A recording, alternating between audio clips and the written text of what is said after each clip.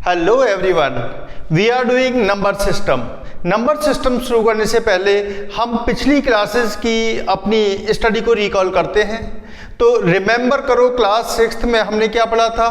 Natural number.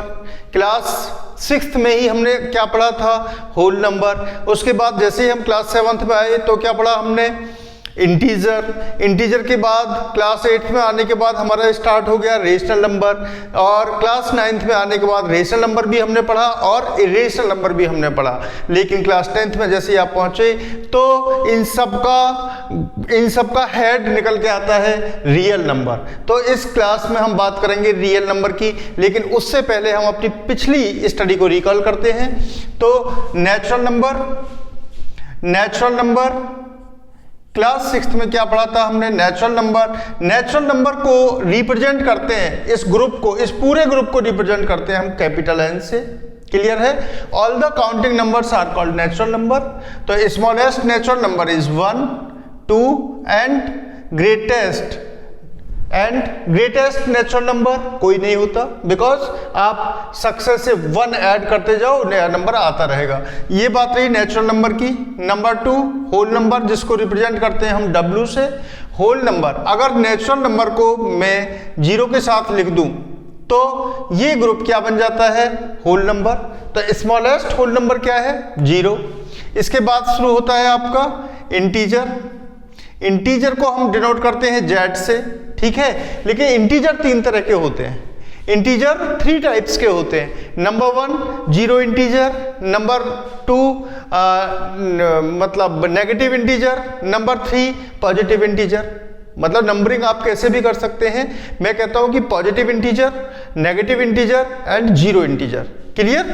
या मैं ये कह सकता हूं इनके 2 क्लासिफिकेशन होते हैं, non negative integer and non positive integer. चलिए थोड़ा सा इंटीजर के बारे में पढ़ लेते हैं। इंटीजर हो गए हमारे जीरो इंटीजर। अगर मैं इसको लिखना चाहूं तो ऐसे लिखूंगा, negative numbers of all positive numbers 0 and all positive numbers together are called integer. Okay, तो ये ग्रुप क्या है? ये है पॉजिटिव इंटीजर। ठीक, ये अपना हो गया क्या? Zero integer. और ये ग्रुप हो गया नेगेटिव इंटीजर। ठीक है, अगर क्वेश्चन आता है कि नॉन नेगेटिव इंटीजर बताइए, ठीक है, तो आप इसमें केवल पॉजिटिव इंटीजर को ही नहीं लेंगे, आप इसमें साथ में क्या लेंगे? जीरो भी लेंगे, because zero is neither negative nor positive. Zero के पहले कोई साइन नहीं लगा हुआ है। ओके, तो zero is neither negative nor positive. तो नॉन नेगेटिव इंटीजर होंगे आपके 0, 1, 2, 3 डैश डैश डैश। ठीक है, नॉन पॉजिटिव इंटीजर क्या होंगे? नॉन पॉजिटिव इंटीजर होंगे, इसमें भी 0 इंक्लूड होगा, 0, -1, -2, -3 डैश डैश डैश। तो ये हुआ इंटीजर का क्लासिफिकेशन। इसके बाद में अपना आता है क्या? रेशनल नंबर, जो आपने क्लास 8th में पढ़ा था। रेशनल नंबर, तो all the number which can be written in the form of, rational number को हम रिप्रेजेंट करते हैं Q से, इसके ग्रुप को। तो all the rational number which can be represent in the form of P upon Q, where P and Q belongs to rational integer. ये condition है इसके साथ में, P और Q को इंटीजर होना चाहिए और Q 0 के इक्वल ना हो। Q does not belongs to 0। ठीक है, तो इस ग्रुप को क्या बोलेंगे हम? Rational number.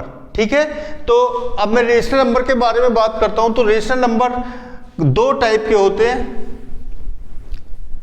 जो हमने क्लास 9th में बहुत अच्छे से पढ़े हैं। रेशनल नंबर 2 टाइप के होते हैं। रेशनल नंबर, पहला टाइप है जिनका डेसिमल एक्सप्रेशन टर्मिनेट हो जाता है, तो उनको बोलते हैं हम टर्मिनेटिंग रेशनल नंबर। टर्मिनेटिंग कौन से होते हैं? जिनका डेसिमल एक्सपेंशन टर्मिनेट हो जाता है 1/2 = 0.5। तो ये क्या है? Rational number. क्लियर? ये आपका कैसा रेशनल नंबर है? टर्मिनेटिंग है। ठीक है। इसके बाद सेकंड टाइप होता है रेशनल नंबर का non terminating but repeating. Okay, non terminating but repeating. अब मैं रेशनल नंबर लेता हूं 1/3। क्या ये रेशनल नंबर है? तो अगर मैं डेफिनेशन पार्ट पे if I back to the definition part, तो डेफिनेशन पार्ट कहता है कि पी वाई क्यू की फॉर्म में होना चाहिए, तो 1/3 की फॉर्म में है।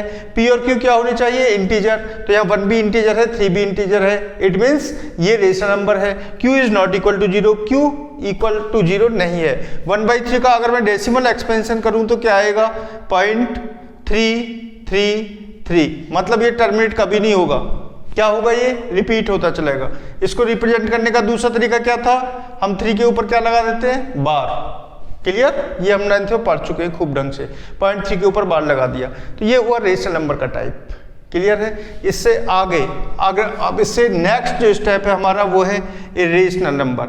इरेशनल नंबर की बिल्कुल सीधी सी डिफाइन है कि जो नंबर रेशनल नंबर नहीं है, जो रेशनल नंबर की डिफाइन को फॉलो नहीं करता है, उसको बोलते हैं हम इरेशनल नंबर। मतलब जिसको हम P अपॉन Q की फॉर्म में नहीं एक्सप्रेस कर सकते, वो इरेशनल नंबर है। तो एक बात तो पक्की है कि जितने भी प्राइम नंबर हैं उनका अगर हम स्क्वायर रूट निकालें तो वो क्या होगा? Irrational number.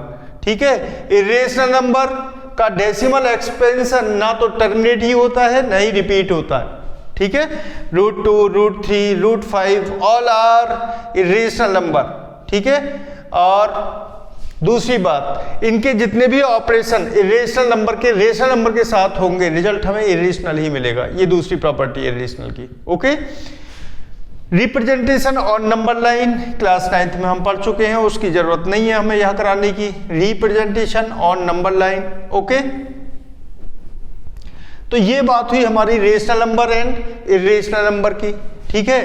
तो चलो रिप्रेजेंटेशन से थोड़ी बात समझ में आएगी। मैंने नंबर लाइन को ड्रॉ कर लिया। Every real number can be located on real number line at unique point.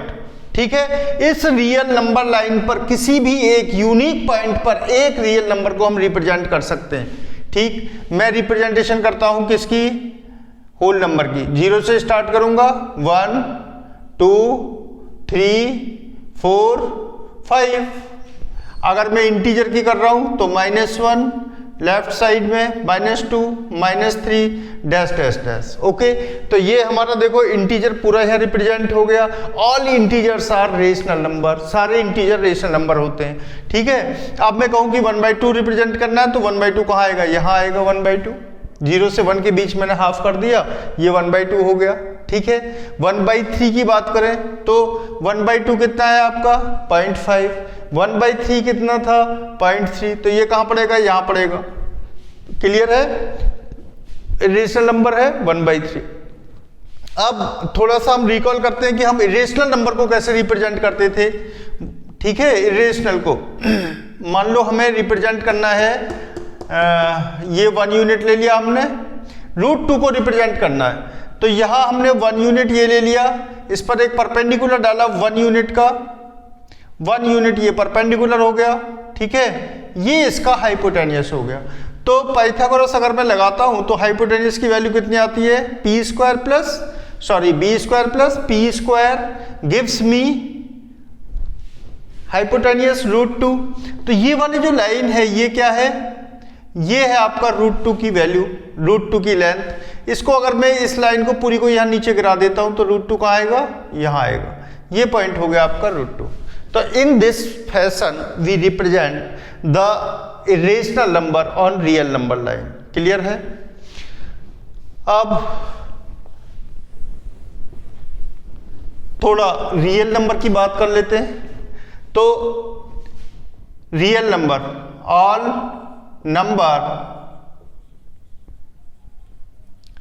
number which can be represented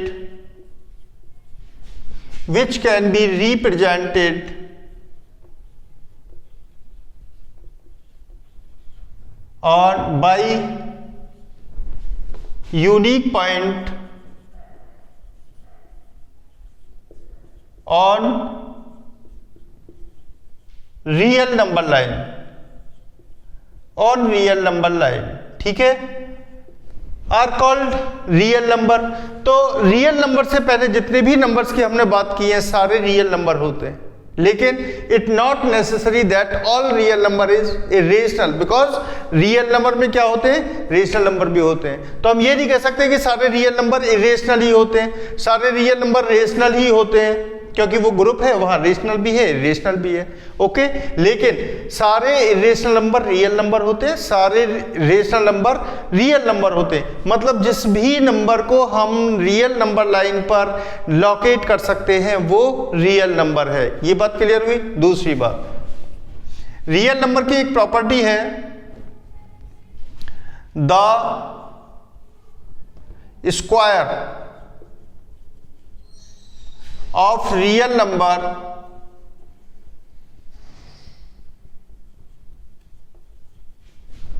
always, the square of real number always gives positive,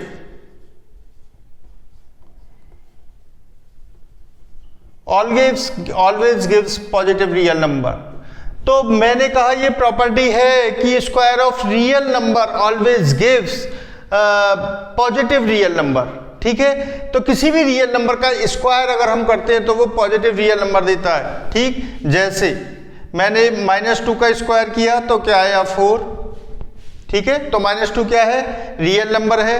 मैंने 2 का स्क्वायर किया, क्या आया 4, 2 क्या है, रियल नंबर है। 0 का स्क्वायर किया मैंने, क्या आया 0, 0 क्या है, रियल नंबर है। और किसकी बात करें, नेगेटिव कर लिया हमने, पॉजिटिव कर लिया, 0 कर लिया। लेकिन यह एक कंडीशन निकल के आती है कि अगर मैं -√3 का स्क्वायर करता हूँ, हाँ यहाँ एक और बढ़ा लेते हैं हम, √3 का स्क्वायर किया मैंने तो क्या आया 3, तो √3 क्या है, रियल नंबर है, पहले भी हम डिस्कस कर चुके हैं, क्योंकि ये प्राइम नंबर का स्क्वायर रूट है। लेकिन √-3 का स्क्वायर क्या होगा, ये रियल नंबर नहीं होगा, बिकॉज इट गिव्स मी -3। लेकिन मेरी कंडीशन थी कि रियल नंबर का स्क्वायर हमेशा पॉजिटिव आता है, लेकिन यहाँ -√3 का स्क्वायर क्या आ रहा है, -3। It means √-3 is not a real number. तो ये कैसा नंबर है, √-3 कैसा नंबर है, ये है इमेजिनरी नंबर, ठीक है, इमेजिनरी नंबर। और इसको हम रिप्रेजेंट करेंगे, √-3 को हम क्या लिख सकते हैं, √3 मल्टीप्लाई √-1, ठीक है। √3 मल्टीप्लाई √-1, √-1 को i से रिप्रेजेंट करते हैं और रियल नंबर पार्ट को हम b से रिप्रेजेंट करते हैं, इसको ib की फॉर्म में लिख सकते हैं। ये अलग टाइप का नंबर है, इमेजिनरी नंबर, ये रियल नंबर नहीं होता। क्लियर। चलिए अब हम चैप्टर से रिलेटेड कुछ बात करते हैं। इस चैप्टर में आपको HCF निकलवाएगा, LCM निकलवाएगा। पहले यूक्लिड डिवीजन लीमा था इसमें, लेकिन अब वो आपके सिलेबस से डिलीट कर दिया है। तो HCF क्या होता है, हाईएस्ट कॉमन फैक्टर। HCF मतलब हाईएस्ट कॉमन फैक्टर,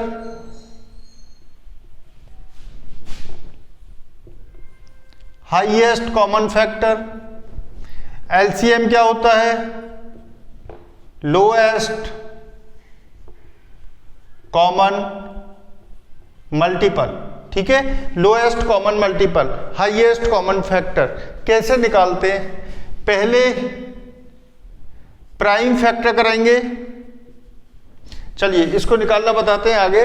और एक आपका रिलेशन है HCF, LCM और नंबर के बीच रिलेशन होता है कि HCF और LCM को अगर मैं मल्टीप्लाई करता हूं तो वो, मान लो मैंने 2 नंबर का लिया है, तो नंबर 1 मल्टीप्लाइड नंबर 2 के इक्वल होगा, दोनों नंबर्स के प्रोडक्ट के इक्वल होगा, ठीक है। ये हम पहले भी कर चुके हैं पिछली क्लासेस में। तो अभी थ्योरी का कुछ पार्ट बचा हुआ है इसमें। एक है arithmetic theorem.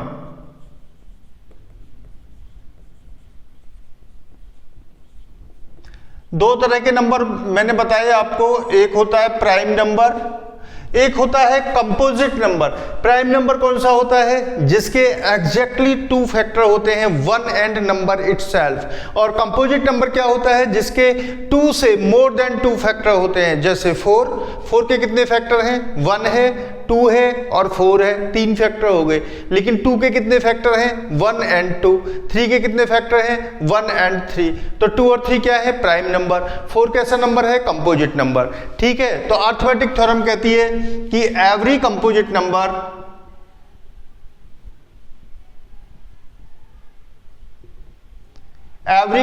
Number can be expressed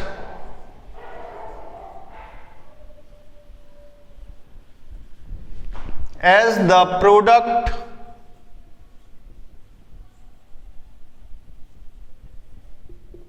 of its prime. Every composite number can be expressed as the product of its prime. ठीक है, अपार्ट एक इसमें दे दिया कि अपार्ट ये बात मैटर नहीं करती, apart the order in which they occur, apart the order in which they occur.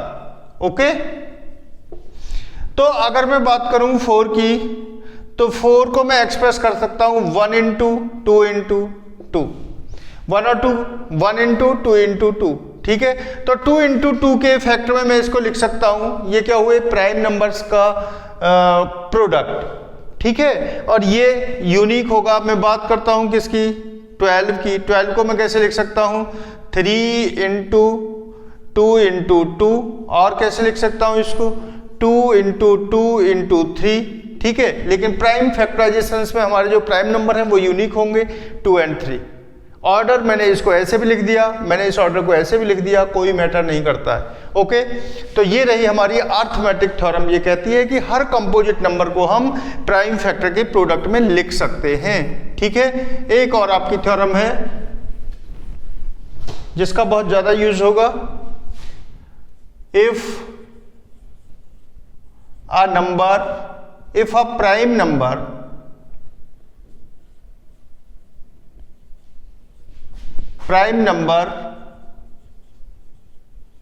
if a prime number divides the square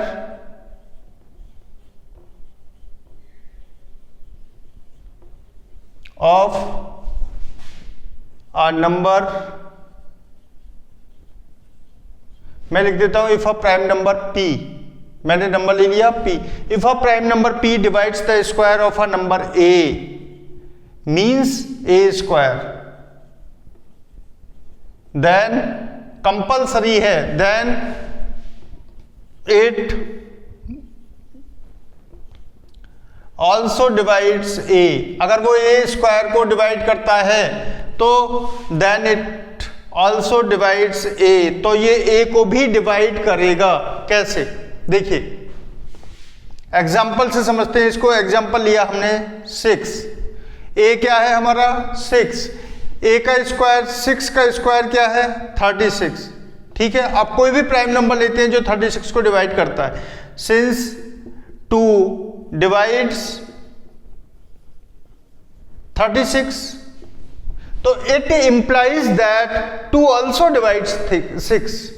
okay, तो 2 6 को भी डिवाइड करेगा। इसके पीछे लॉजिक क्या है? इसके पीछे लॉजिक ये है क्योंकि 6 के फैक्टर क्या होते हैं? 2 एंड 3। ठीक है, तो अगर मैंने 6 का स्क्वायर कर दिया, इधर फैक्टर का स्क्वायर कर दिया, तो ये क्या हो गया? 36। फैक्टर क्या हो गए? 2 इंटू 2, 3 इंटू 3। तो फैक्टर चेंज नहीं होता है स्क्वायर करते टाइम पर, प्राइम फैक्टर वही रहता है। It means prime factor original number को भी डिवाइड करेगा अगर वो स्क्वायर को डिवाइड करता है तो। ओके, चलिए अब आते हैं आपकी एक्सरसाइज पर। जितनी थ्योरी आपसे रिलेटेड थी आपकी क्लास के लिए वो सब हम यहाँ डिस्कस कर चुके हैं। फालतू टाइम वेस्ट वाली कोई बात नहीं करेंगे, सीधे एक्सरसाइज करेंगे। एक्सरसाइज करने के बाद आपकी फ्लुएंसी आ जाएगी। और जहाँ तक मैं मानता हूँ कि अगर आप मैथ यहाँ से करते हैं तो आपको कहीं भी और कहीं से पढ़ने की ज़रूरत नहीं पड़ेगी। और सीरियसली अगर आपने प्रैक्टिस की इनके साथ तो मैथ में आपके मोर देन 95 मार्क्स अचीव हो जाएंगे। ओके, चलिए अभी हम एक्सरसाइज के क्वेश्चन यहाँ लिखेंगे पहले, उसके बाद यहाँ सॉल्व करेंगे।